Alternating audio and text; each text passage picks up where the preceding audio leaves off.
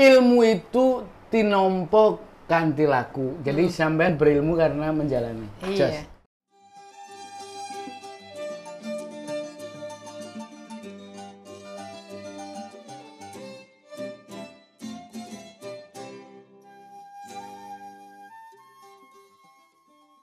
Mari Mbak Cemplon. Kayaknya ini kita perlu menikmati ngangkring. Silakan ambil Mbak. Ini enak banget ini Mas. Ini karya desa. Wis. Jadi kayaknya perlu dinikmati. Iya, tapi di tempatku juga banyak loh kayak gini Mas. Wah iya ya? Iya. Oh bener Ini itu. apa ini Mas? Kamu ini kayak tape. Tape. Tahu ini juga banyak loh Mas, karena Weh, kan top. di kawasan Borobudur itu namanya ada satu desa yang potensinya masyarakat itu home industri tahu. Tahu ya? Hampir 75% Mas. Tahu? Iya, tahu. Iya Mbak. Enak ini Mas. Ayo kita sebaiknya sambil mencicipi makan gitu sambil ngangkring, sambil ngobrol tentang dunia desa dan obrolan sekeliling. Pengalamanmu pasti banyak itu. Oh, iya. Iya, sip, Ayo sip. kita ngobrol. Yuk. Nah ini kita harus menikmati minum dulu Mbak Cemplon sambil nanti kita ngobrol-ngobrol. Diminum Mbak. Sibuk apa sekarang Mbak? Sekarang sibuknya ini Mas, sibuknya lebih tetap pariwisata. Ya betul. Memang ya apa pasca pandemi ini terutama kita disibukkan untuk ngajak masyarakat bangun optimisme itu. Iya. Anda itu berapa lama menghimpun teman-teman untuk bangkit era pandemi ini? Itu awal pandemi malah Mas. Awal pandemi itu awalnya itu pandemi kan dampaknya sangat besar banget, apalagi saya dan teman-teman di desa, terutama di desa Karangrejo itu kan banyak masyarakat yang bekerja di bidang pariwisata. Sedangkan sejak pandemi itu kan langsung lockdown itu kan semuanya pariwisata itu mati ya. Saya lihat itu begini, begitu pandemi COVID terjadi, runtuh itu. Saya lihat itu beberapa kecenderungan, banyak sekali pemerintah sendiri mengalami kesulitan ya kita awal-awal. Nah, cuman memang tak lihat ya ada gejala bahwa di pedesaan itu di tengah tekanan ya itu ternyata punya inisiatif. Iya. Nah mungkin itu yang menjadi kekuatan kita ya kalau di desa itu kita selalu menyepelekan, wah paling cuman begitu-begitu, tapi ternyata pengalaman berharga yang saya kira menarik. Saya pengen itu, bisa nggak diceritakan itu Mbak Cemplon? Namamu ya Cemplon, aslinya kan Fitnasih ya. Iya. Fitnasih ini Cemplon. Ini asosiasinya makanan sing isine apa kayak gula abang gitu ya. Iya. Itu ceritanya piye Mbak? Itu apa bangkit sampean punya inisiatif untuk membangkitkan desa wisata? Iya, jadi kita terutama ya saya kena dampak ya Mas. Awalnya kita kena dampak, kedua itu saya tuh kebingungan pas karena tamu itu banyak yang di cancel pas pandemi itu. Nah, saat di cancel saya kebingungan di situ karena kan mau nggak mau kan saya harus menjadi tulang punggung keluarga karena kan menjadi tulang punggung keluarga, apalagi saya harus ngurusin anak, ngurusin orang tua, sedangkan semua dan anak dan orang tua kan terbebani di aku. Mau nggak mau kan otomatis aku harus mempunyai inovasi dan mau melangkah. Nah itu saya menemukan usaha di masa COVID, terutama usaha di masa krisis. Itu menemukan usaha tentang rempah-rempah. Rempah-rempah. Oke. Nah masyarakat yang kena dampak yang Mbak, aku itu punya tetangga. Saya kalau rempah-rempah itu kan bayangannya obat dan sebagainya. Itu ada soto rempah juga, itu ada juga ya? Kalau saya malah produknya wedang rempah. Wah, cocok. Nanti lanjut. Nah, dari masyarakat yang kena dampak terhadap pandemi itu sampai ngomong ke saya itu, "Plon, Mbak dicariin kerjaan dong. Boleh gawean gitu." Nah, Bu, jangankan jenengan, saya aja bingung mau kerja apa di saat masa pandemi. Itu awal pandemi itu ya? Awal pandemi itu, nah banyak teman-teman itu yang meminta Plon, boleh gawean, Plon, boleh gawean. Nah, dari situ kan di hati itu pengen membantu masyarakat, tapi kita sadar pada diri kita sendiri itu bingung mau melakukan apa gitu. Nah setelah itu saya mengikuti kelas online dari UNESCO, Kita Muda Kreatif, karena saya masih ikut program itu, menemukan usaha di masa COVID. Nah dari situ itu ada dua, akan ada zona merah kan pariwisata, Pres itu pariwisata. Kolab itu, betul. Itu udah kolab semua, makanya saya Bali, Jogja, Jawa Tengah itu hampir semua kena. Desa itu udah bingung Mas. Nah dari situ usaha di masa COVID itu ada dua, bahan pangan sama obat-obatan. Kesehatan ya? Iya, tentang kesehatan. Nah kalau bahan pangan itu masyarakat kan masih banyak, sembako dan lain-lain masih banyak lah. Tapi kalau obat-obatan saya mempelajari tentang rempah-rempah. Nah dari rempah-rempah itu, Indonesia Mas, saya itu pas pandemi itu uangku itu tak habis-habiskan. Karena saya berpikir itu kan Maret pandemi ya, Maret pandemi. Setelah itu uangnya tak habis-habiskan, tak buat, ya berarti tak buat senang-senang, tak beli yang nggak penting. Karena saya berpikir setelah itunya saya banyak tamu. Nah itu pandemi lockdown saya bingung cuma mempunyai uang 500.000. Nah dari 500.000 itu buat modal awal itu 100.000. Beli apa bahan, itu? Mau untuk beli alat-alat awal beli itu? Beli bahan aja Mas, beli jahe, terus seperempat, kunyit seperempat, kapulaga seperempat, kayu manis seperempat, dan lain-lain seperempat semua.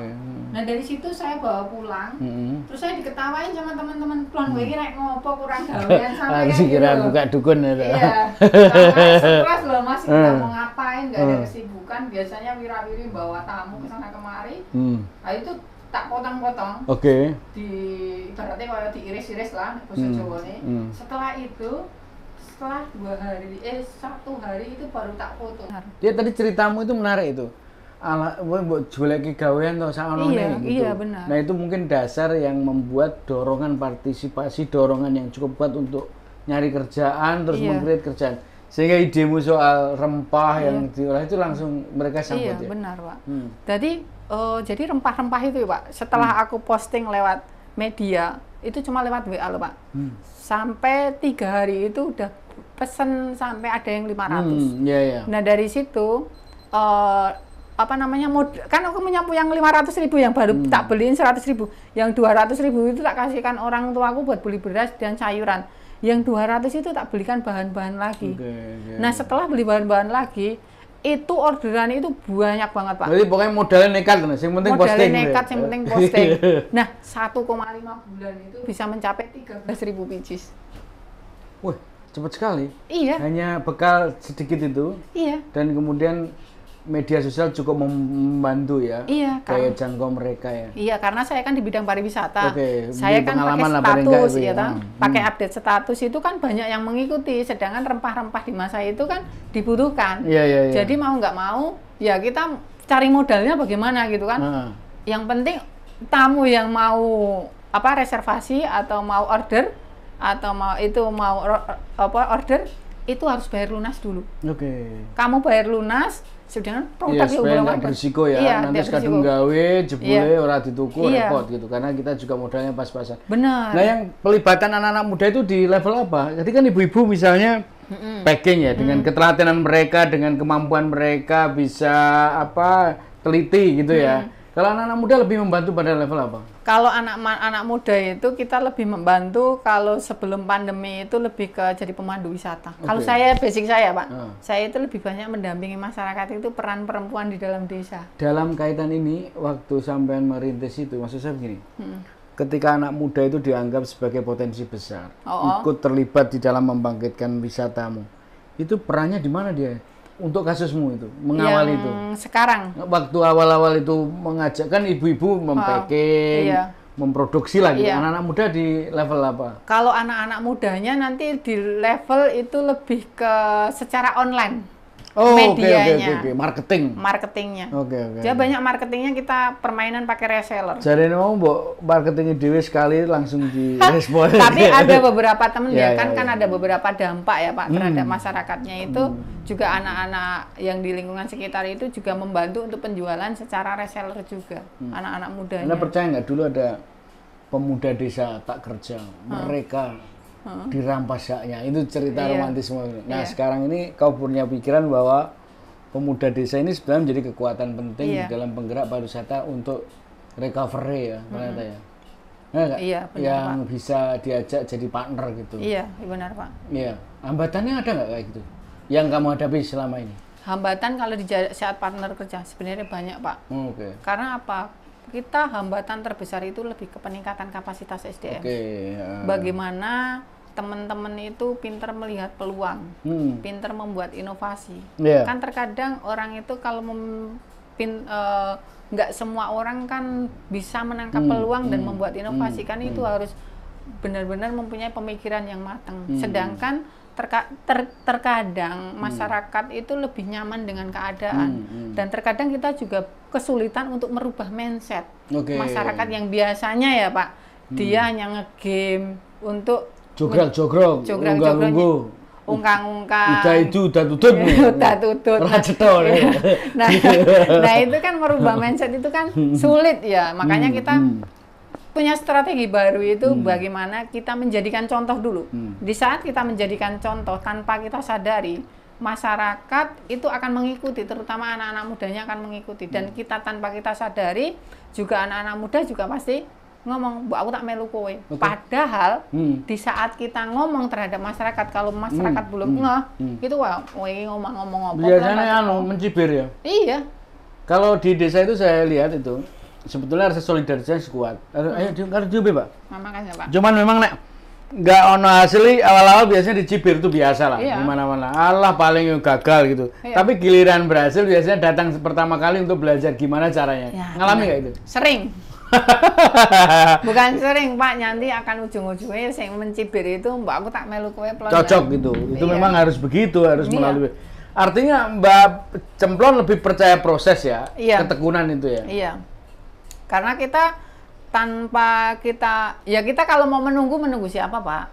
Ya kan? Nyun sewu, saya dari Desa Karangrejo. Yang notabene Desa Karangrejo itu adalah desa yang sertifikasi desa wisata. Karangrejo itu kecamatannya Borobudur, Magelang. Nah, itu memang kawasan wisata yang kena dampak ekonomi. Jadi inisiatif itu yang sedangkan di sana itu ada beberapa destinasi seperti Pondok Setumbu, Gereja Ayam dan lain-lain. Nah, kita sebagai masyarakat desa harus pintar menangkap peluang. Betul. Bukan berarti kita sebagai masyarakat desa hanya menjadi penonton Pak. Mau nggak mau kita menangkap peluang, membuat inovasi. Kalau nggak kayak gitu, nanti peluang itu akan diambil dari orang luar untuk melakukan di desa. Nah, ada sebuah misalnya gini, ya proses gitu, hasil gitu. Tapi nek prosesnya suwi, apakah akan menjamin hasil? Ada juga orang yang kadang-kadang bertanya begitu gitu. Tapi sebaliknya juga, yang penting jadi dulu gitu. Nggak usah melibatkan banyak orang gitu. Yang penting jadi. Itu menurutmu gimana? Kalau ini kan kamu punya pengalaman praksis ya, membangun sesuatu yang dulunya hebat, terus terpuruk, terus kemudian memulihkan itu bukan pekerjaan yang mudah tuh. Iya. Lebih kita jejaring relasi itu penting Pak.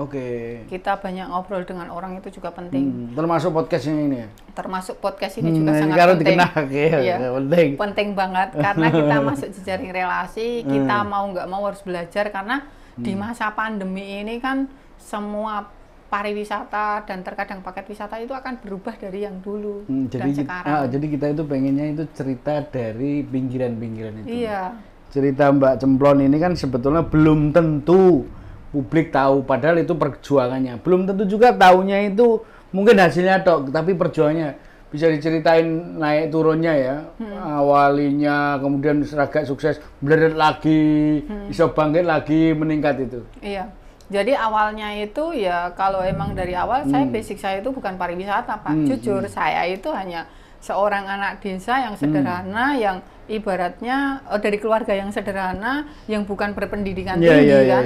Dari situ kan saya berpikir bagaimana menangkap peluang dan mau nggak mau saya harus belajar karena apa? Potensi di dalam desa itu banyak banget dan aku juga nggak mau jadi penonton, aku juga harus bermain di situ karena kalau nggak kita yang memainkan, nggak kita yang memulai untuk membuat inovasi dan lain-lain, siapa lagi? Jadi sebetulnya kita itu harus lebih banyak menggali ulang ya. Iya. Istilahnya wong ngampusnya paradigma, yaitu memberdayakan apa yang ada ya. Iya benar Pak. Dan itu kamu percaya itu ya? Saya percaya Pak. Karena kalau saya dari segi setiap saya melakukan inovasi apapun gagal bagi saya itu udah biasa. Aku itu gini, Bro, ini saya sering kali ya namanya plus minus ya, saya punya pengalaman pengorganisasian. Itu ada orang yang memang dia gigih ya di tengah keterbatasan seperti Cemplon dan teman-teman. Ada juga yang sidik-sidik kalau ditanya memahami peta masalah urung-urung modal dulu. Modal itu selalu dianggap sebagai masalah. Enggak. Ya modal itu penting, tetapi bukan segalanya kan. Iya. Buktinya cemplung membuktikan itu kan. Iya. Nah, saya rasa waktu Anda menuju jalur itu, memungkinkan nggak kira-kira kalau pintunya tidak bisa ini kalau lewat jalur informal atau jalur formal? Anda buktikan nggak? Apakah harus jalur formal ataukah informal pun bisa begitu? Kan kadang-kadang yang penting bantuan gede nanti jalan. Enggak, saya nggak mikir itu Pak. Sampai sekarang saya nggak ngandalkan bantuan juga bisa kok. Karena malah lebih modalnya menjiwai satu, ya? Pak. Modalnya satu, cuma nekat. Nekat. Modalnya nekat wani. Piye nek misalnya nekat sebagai produk wisata. Orang apa? Nah kita gagal. Artinya biasa, cerita ya. Iya. Jadi cerita itu kan ternyata semua hal itu bisa kita capai. Nah kekuatannya yang kamu bilang tadi kan soal kenekatan itu kalau diterjemahkan kan semangat. Iya, semangat. Ketekunan. Ya. Mau memulai. Mau berani belajar. ambil resiko. Iya. Gitu? Iya. Mengajak orang solidaritas itu. Iya, Anda buktikan itu di sana. Iya. Dan kita emang melakukan itu, Pak. Dan modal nekat itu bukan berarti kita nekat nggak mempunyai konsep, tapi kita nekat kita ya secara positif. Kita mau memulai. Dan kita di saat kita ada uang sedikit, itu rugi, ya itu hal biasa karena di dalam sudah bisnis terkalkulasi ya. Sudah terkalkulasi, tapi setidaknya kita bisa mendapatkan pengalaman di situ di saat kita mau memulai. Otomatis kan pengalaman paling berharga kan kegagalan. Dan dari di saat kegagalan filosof filosof wisata desa. Iya. Nah, di saat gagal-gagal itu kan kita juga bisa mendapatkan pengalaman. Oh, besok kita kayak gini, berarti kita harus memulai yang kayak gini dan sampai sekarang pun ya alhamdulillah ya kita alhamdulillah ya Pak, kita akan masih banyak tamu kena pandemi terus kita juga nggak kena dengan adanya pandemi itu anugerah nggak begitu begitu itu akan anugerah nggak menyakitkan lah langsung lo koncone oke loro ya iya terkadang ditanya Plan kamu kena dampak pandemi Pak enggak, justru pandemi itu anugerah buat saya satu untuk belajar, kedua membuat inovasi, ketiga kita harus benar-benar melihat peluang dan melihat peta masa depan itu akan seperti apa.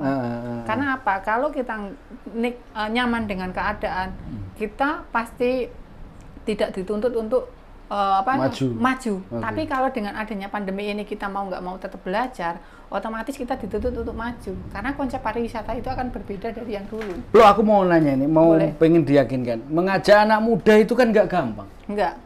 Di tengah situasi orang yang mungkin pengennya instan lah gitu. Iya. Ya saya punya pengalaman juga, tapi pengalamanmu yang otentik di sana meyakinkan orang bangun pariwisata, kita ini tidak sendiri, kita bisa bangkit bareng gitu. Terus siapa yang potensial, siapa yang megege, siapa yang mangkeli gitu ada juga kan? Apanya? Nah, sampai coba dibagilah pada kita ini. Saya kan bercerita di desaku aja ya. Jadi untuk gini, pembelajaran. Iya, untuk pembelajaran.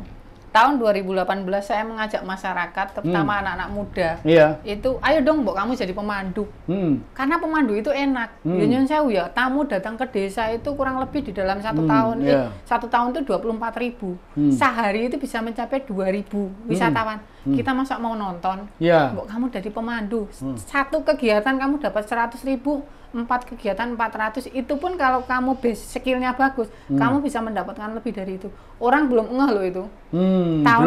Belum yakin tahun 2018. Pas pandemi tahun 2020 orang-orang yang itu kayak ngerasa Plon tak pikir-pikir kowe pandemi ora kena pandemi mbak aku tak melu kowe. Nah, itu kan. Ya kowe pengen melu aku piye maksudnya gitu. Ngelingke dadak ana bencana sih ya. Oke, semua itu hikmah yang disebut ya. Ya cocok. Masuk itu. Cocok. Dari situ orang-orang ini kan minta datang kayak gitu. Plon aku pengen kok kowe pengen dadi pemandu, mbok aku diajari dadi pemandu, dadi gaceng apik. Oke, posisi iki aku isih sinau. Dadi tulung masyarakat mbok kumpulke ono piro. Kukira itu cuma 2 atau 3 orang, ternyata ada 15 orang, batinku wong kira tak kapake iki. Iya.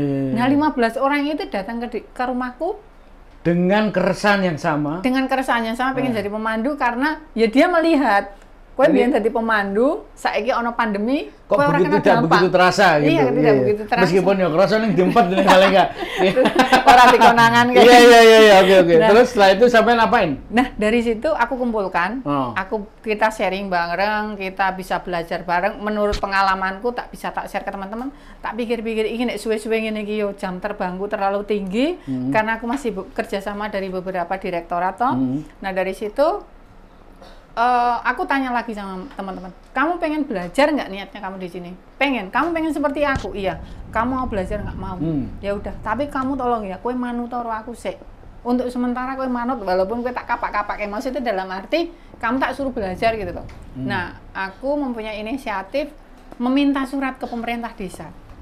Nah, dari pemerintah desa, karena saya tahu kalau minta ke desa, Pak bisa difasilitasi tentang belajar tentang kepemanduan, bagi saya itu nggak mungkin karena pas pandemi kita juga bisa memahami pemerintah desa anggarannya buat COVID, itu nggak mungkin. Dan aku minta ke desa, Pak, mohon Pak bisa dibikinkan surat, bisa direkomendasikan ke Balai Konservasi untuk kita untuk pelatihan. Sampai ditanya, Plon, kowe wis komunikasi dengan balai? Belum.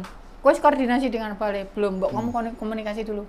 Pak, mohon maaf Pak, tolong ini bikinkan surat, tanda tangani pemerintah desa, nanti di ACC atau tidak, nanti urusan saya, yang penting masyarakat. Yang penting ada suratnya dulu. Yang penting ada suratnya. Yeah. Urusan ACC nantilah gitu. Urusan ACC nanti, tapi pikirku yang penting. Dewi mau nekat mau. Modalnya nekat wani maksudnya. Nah, kan positif. Iya. Gitu. Sing penting wong-wong sing nang masyarakat desa iki do sinau. Nah, intinya yang penting sinau. Nah, dari situ tak ajukan ke Balai Konservasi di ACC. Kita belajar 1, 2 bulan, 3 bulan. Yang biasanya dia jadi pemandu sebelum sama aku itu sehari dapat 25.000, 35.000. Terakhir ini aku tak takon itu di rumah lagi pada kumpul. Belum lama ini? Belum lama ini, baru minggu kemarin. Aku tanya sama kamu tapi jujur gitu kan, sama anak-anak. Kenapa? Kan sering tak undang untuk makan-makan kan. Cuma tak evaluasi aja teman-teman. Habis itu dalam 1 hari paling banyak kamu sebagai jadi pemandu itu berapa? Jujur loh, aku nggak mau bohong. Karena semakin kamu jujur, semakin aku banyak evaluasi dan semakin aku bisa mendampingi kamu. Kamu berapa? Saya 2,5 juta. Hah? Gitu. Yo, baik, aku udah paham gitu kan.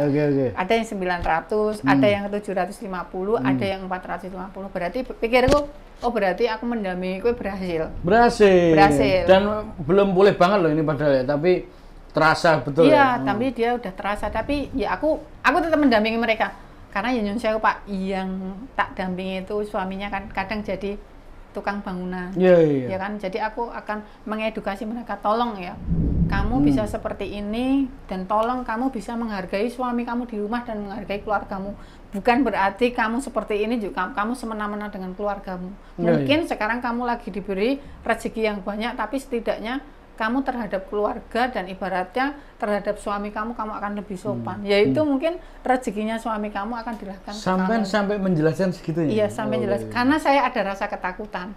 Takutnya gini, orang yang cewek yang biasanya dia bisa bekerja mencari uang sendiri dan dia ketemu dengan orang berbeda, karakter yang berbeda, muda-muda, otak dia akan berpikir takutnya melenceng. Sekedar itu. Iya, pasti itu ada coba. Pragmatis ya. Iya, masuk ke situ, makanya aku cut dulu di sini. Sampai aku kayak gitu Pak. Makanya sampai teman-teman sendiri kalau ada apapun, kalau ada pelatihan kita masukin ke dinas atau ke pemerintah atau ke balai atau ada pelatihan apa kita masukkan agar teman-teman itu bisa menangkap peluang yang ada di dalam desa. Dengan adanya desa maju, desa semakin banyak tamu juga impact terhadap masyarakatnya itu ada. Gitu. Kalau dihitung dari si waktu, Plon, itu kan terpuruk itu kira-kira 2020 ya, April itu ya.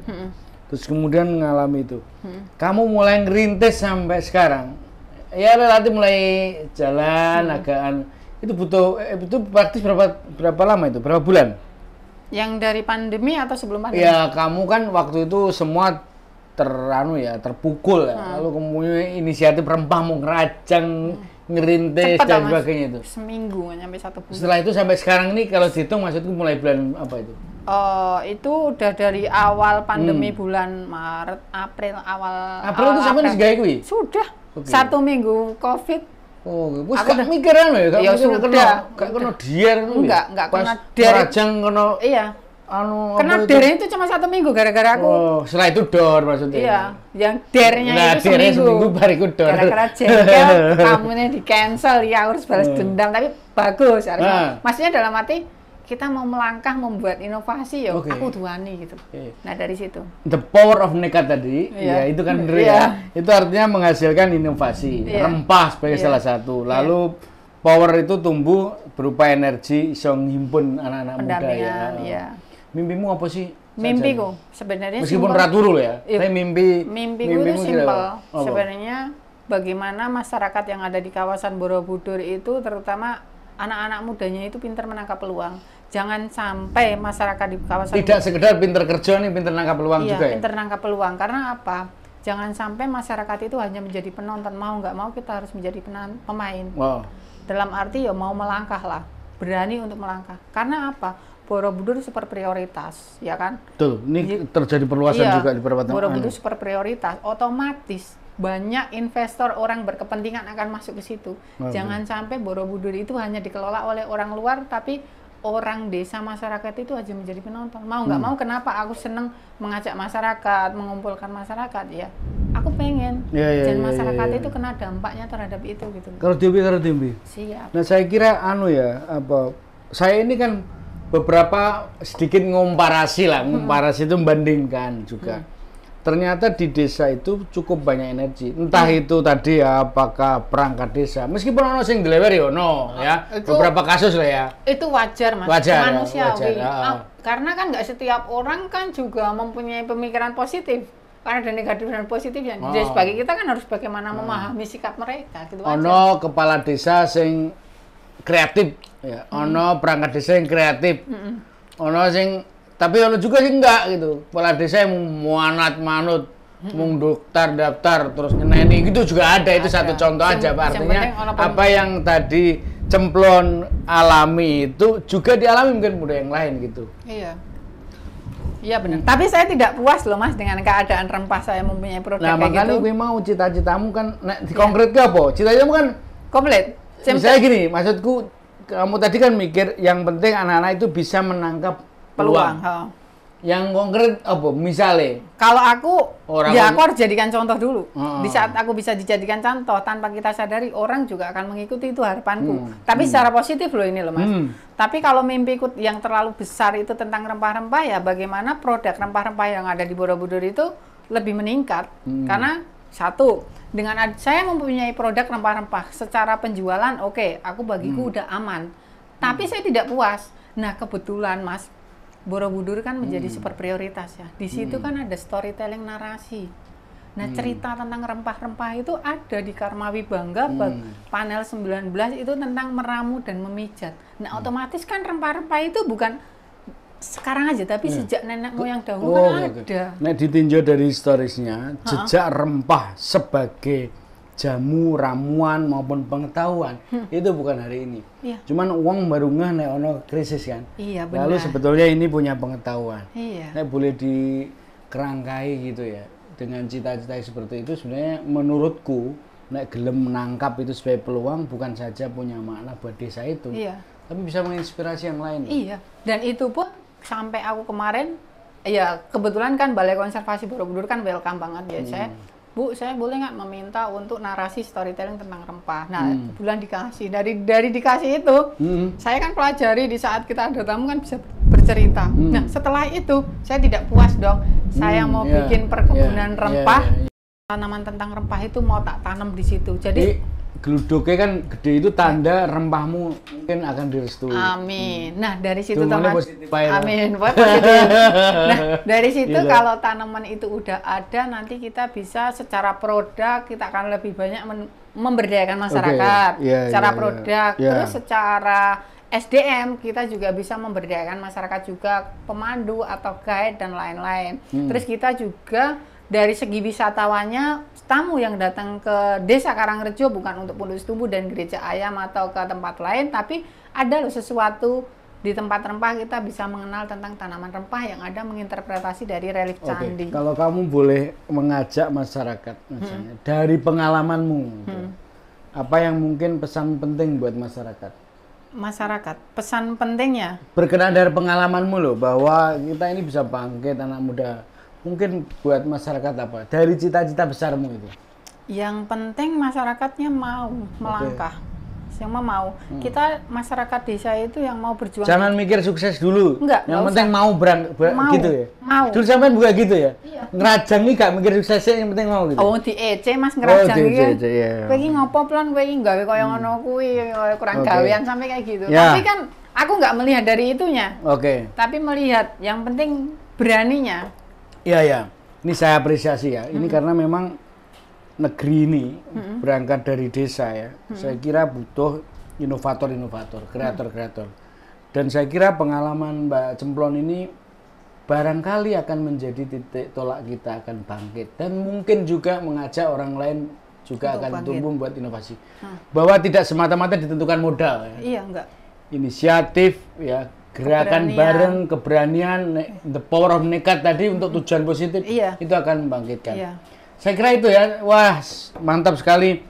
Sambil menikmati angkringan ternyata bisa. Iya. Itu istilahnya ilmu itu tinompo kanthi laku. Jadi sampean berilmu karena menjalani. Iya. Just. Makasih ya. Siap. Sukses. Sampai ketemu. Siap.